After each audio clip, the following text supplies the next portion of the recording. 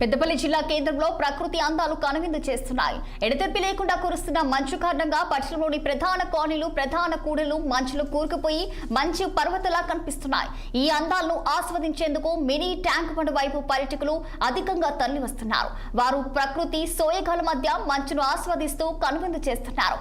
Peddapalli tank bund పరిసర ప్రాంతాలు ఇలా మంచుతో కూరుకుపోవడం చూస్తే కాశ్మీర్లో ఉన్నట్టే అనిపిస్తుందని పర్యాటకులు చెప్తున్నారు.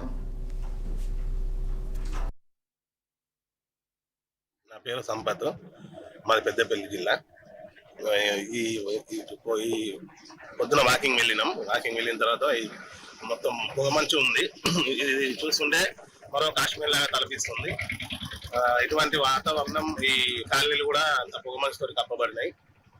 ఇది అందమైన పొగమంచు వలన ఎంతో సంతోషంగా అనిపిస్తుంది. రోడ్డు కూడా కనబడడం లేదు. ఇటువంటి వాతావరణం మనము ఎప్పుడైనా కాశ్మీర్ కానీ లంబసింగి కానీ అటువంటి ప్రదేశాలకు వెళ్ళడం ఎంతో చూస్తూ ఉంటాం. కానీ ఇప్పుడు మన పెద్దపల్లి కూడా ఇటువంటి పొగ మంచు కప్పేసింది. దీనివల్ల అందరూ సంతోషంగా ఉన్నారు.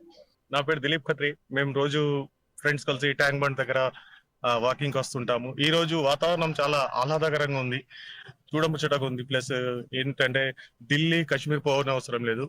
అవన్నీ చూడదగిన ఇక్కడనే చూసుకోవచ్చు మనము.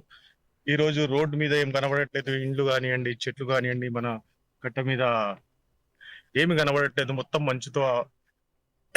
మంచుతో కూడిపోయింది. చాలా మేము ఎంజాయ్ చేస్తున్నాం ఈ రోజు ఫ్రెండ్స్ అందరం కలిసి ఇక్కడ.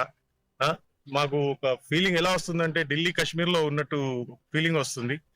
మీరు కూడా వచ్చి ఎంజాయ్ చేయండి, చూడండి, రోజు వాకింగ్ చేయండి, ఆరోగ్యానికి మంచిది. నా పేరు సంపత్.